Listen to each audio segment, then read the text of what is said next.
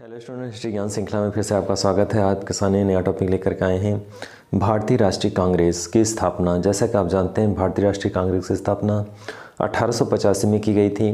तो भारतीय राष्ट्रीय कांग्रेस की स्थापना के पीछे जैसे एक अखिल भारतीय स्तर पर एक ऐसी राजनीतिक पार्टी की स्थापना की गई जो भारतीयों की समस्याओं को अंग्रेजों तक रख सके। और इस स्थापना के पीछे अंग्रेजों की भी रणनीति जैसा जो ए.यू. का योगदान था। तो भारतीय राष्ट्रीय कांग्रेस की स्थापना इसे उद्देश्य की गई थी कि भारत में जो ब्रिटिश साम्राज्य है उसको सेफ्टी वाल्व के रूप में किया गया था। जैसे इतिहासकारों के द्वारा या फिर अंतर्राष्ट्रीय इतिहासकारों के द्वारा जो इसका एनालिसिस किया गया कि भारतीय राष्ट्रीय कांग्रेस की स्थापना एक अंग्रेज व्यक्ति के द्वारा क्यों किया गया। भारतीय राष्ट्रीय कांग्रेस की स्थापना इसी उद्देश्य से किया गया था कि एक जो ब्रिटिश साम्राज्य है उसकी सुरक्षा कवच के रूप में कार्य कर सके। यानी कहने का मतलब है, जब कोई लीडर होता है तो लीडर को जब हम डायरेक्टली किसी पार्टी से, किसी व्यक्ति से, किसी सरकार से जब अपनी बातों को रखता है तो जितने उसके अनुयायी होते हैं, जितने उसके लोग मानने वाले होते हैं, वो सबको नियंत्रित करता है। तो ऐसे कंडीशन में भारत में जो ब्रिटिश साम्राज्य की स्थापना, इतनी बड़ा विशाल साम्राज्य की स्थापना हो गया था। और ऐसे कंडीशन में एक राजनीतिक पार्टी की आवश्यकता महसूस की जा रही थी, क्योंकि सब नेता होगा तो नेता से डायरेक्टली ब्रिटिश गवर्नमेंट बात कर पाएगी। और जब कोई नेता नहीं होगा, कोई पार्टी नहीं होगी, डायरेक्ट केवल जनता होगी, तो जनता है भीड़ क्या करती है, आंदोलन करती है, अशांति का वातावरण निर्मित करती है, समस्याएं पैदा करती है, या फिर ब्रिटिश गवर्नमेंट की जड़ों को कमज़ोर करेगी।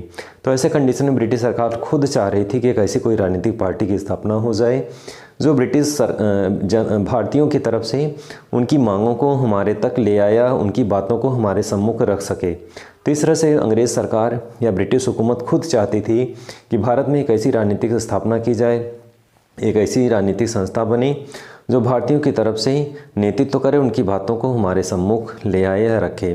तो इन परिस्थितियों में ब्रिटिश सरकार खुद चाह रही थी कि भारत में भारतीय राष्ट्रीय कांग्रेस की स्थापना की जाए।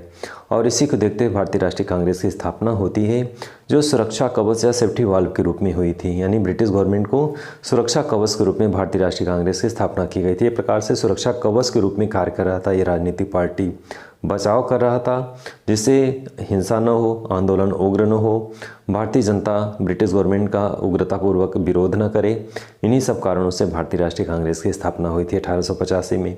भारतीय राष्ट्रीय कांग्रेस की स्थापना के पीछे अध्यक्ष कौन थे, कहाँ पे हुआ था, कब हुआ था, और इसकी क्या क्या रणनीतियाँ थी, क्या क्या बातें थी, उनको हम स्क्रीन पर अध्ययन करेंगे। तो चलिए भी सबक को स्टार्ट करते हैं, देखते हैं भारतीय राष्ट्रीय कांग्रेस की स्थापना कब हुई, 1885 में जिस रूप में हुई, कहाँ पे हुई थी और उसके पीछे क्या बैकग्राउंड था, उसी के संदर्भ में हम लोग विस्तार से अध्ययन करेंगे भारतीय राष्ट्रीय कांग्रेस की स्थापना।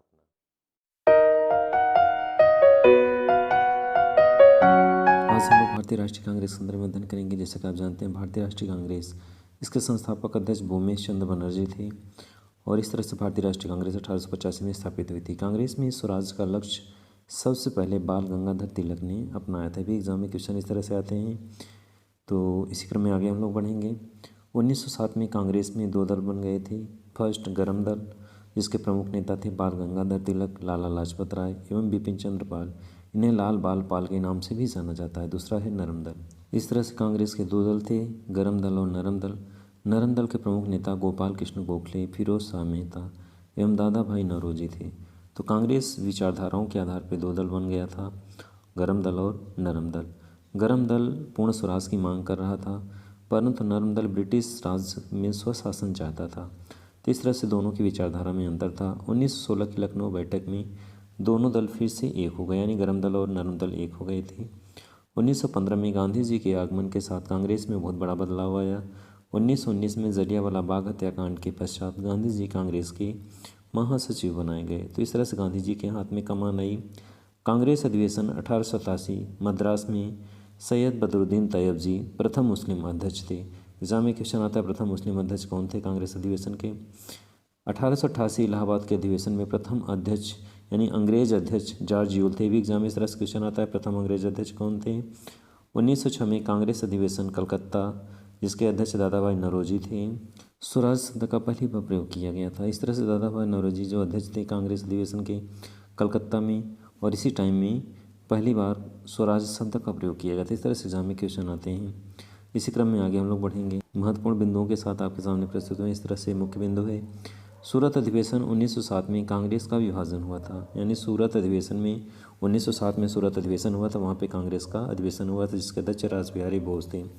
सबसे कम उम्र में कांग्रेस अधिवेशन के अध्यक्ष अबुल कलाम आज़ाद थे। यह अधिवेशन 1923 दिल्ली में आयोजित किया गया था। नेक्स्ट है, प्रथम भारतीय महिला अध्यक्ष सरोजिनी नायडू थी। 1925 में कानपुर में आयोजित किया गया था कांग्रेस अधिवेशन और सरोजिनी नायडू अध्यक्ष थी, जो प्रथम महिला अध्यक्ष थी। पूर्ण स्वराज प्रस्ताव पारित हुआ 1929 में। लाहौर अधिवेशन में अध्यक्ष थे पंडित जवाहरलाल नेहरू, ये भी एक महत्वपूर्ण बिंदु है। कांग्रेस अधिवेशन 1924 में बेलगांव यानी कर्नाटक में अध्यक्ष बने थे महात्मा गांधी। तो इस तरह से महात्मा गांधी बेलगांव कर्नाटक में स्टूडेंट भारतीय राष्ट्रीय कांग्रेस 1885 के संदर्भ में आपने बहुत ही महत्वपूर्ण बिंदुओं का अध्ययन किया। बहुत ही छोटा टॉपिक था लेकिन बहुत ही महत्वपूर्ण था। जो भी महत्वपूर्ण बिंदु थे उसके संदर्भ में आपके सामने प्रस्तुत किया। आज की वीडियो में बस इतना ही। अगले वीडियो में फिर से मिलेंगे, तब तक के लिए धन्यवाद। वीडियो अच्छा लगा तो लाइक और सब्सक्राइब करें। Thank you.